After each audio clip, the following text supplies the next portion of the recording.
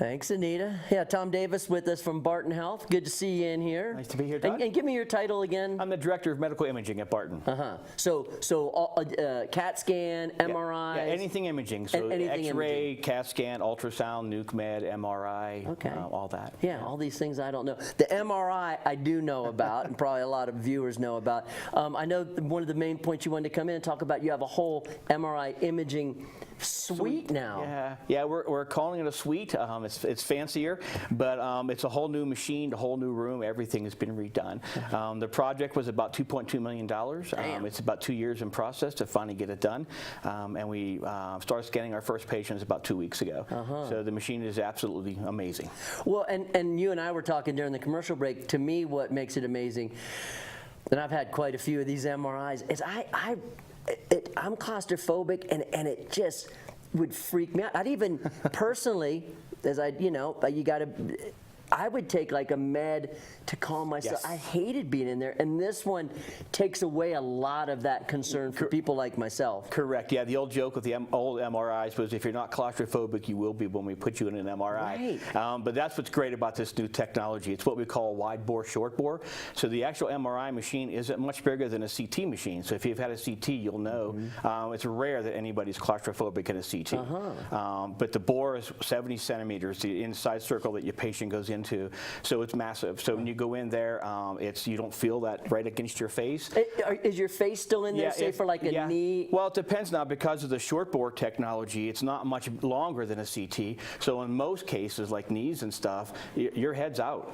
You're not even under the. Yeah. So usually, unless you're doing a head or a shoulder, everything else is out for one lower end or body, the other. Because that's a big one here, is getting the MRI for your knee or. Yes. Oh, that's nice. Yep. A lot of that for ski injuries and stuff. But we've done a lot of patients that we weren't able to do in the past because of claustrophobia, had to take medications to be sedated. Yeah. And now they're coming back and we're able to do them with no problem, and they're getting fantastic studies. Man, Barton, you guys are killing it. I love it. I mean, that part's interesting. The other part I find is really interesting too is all of the warnings and questions and making sure you don't have metal and all this stuff. Kind of touch on that of why that's so important in an MRI. You don't know till you know, right. You know? Yeah, and that's a great question because a lot of patients aren't educated on this.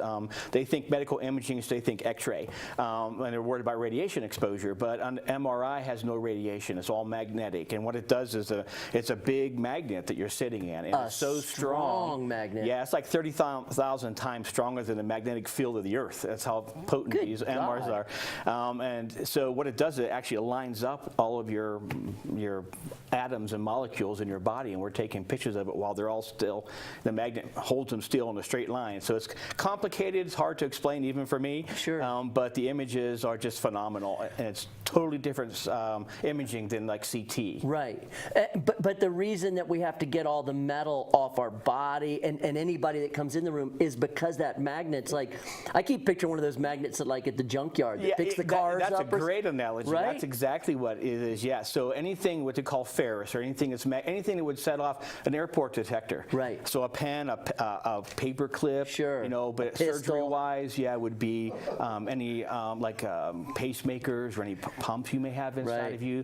A lot of the newer technology, like the last 20 years or so, any metal that people have from surgeries or clips, those are all non-ferrous, so those are safe in an MRI. Right. But even though you've had that surgery, we need to know. Sure. And because every piece of metal, most people don't know this, but every piece of metal in you has a serial number, like a car part. And we have to check that with the manufacturer. It's a website we go to verify whether this is MRI safe or not. Wow. But the really interesting thing with this new suite, the foundation donated $30,000 for us to purchase what we call a ferromagnetic device, which goes around the door frame of the magnet room. Again, like the airport. Yeah. Right. And so when you're walking towards the door, it actually sets off lights telling us that there's something metal, and it even tells us the area of the body where it is so we can check you before you go in. Because some people forget. Right, totally. They clean themselves out, and they may leave car keys in their pocket or a penknife or coins or something. Or forget that they have a screw from an old surgery. Right.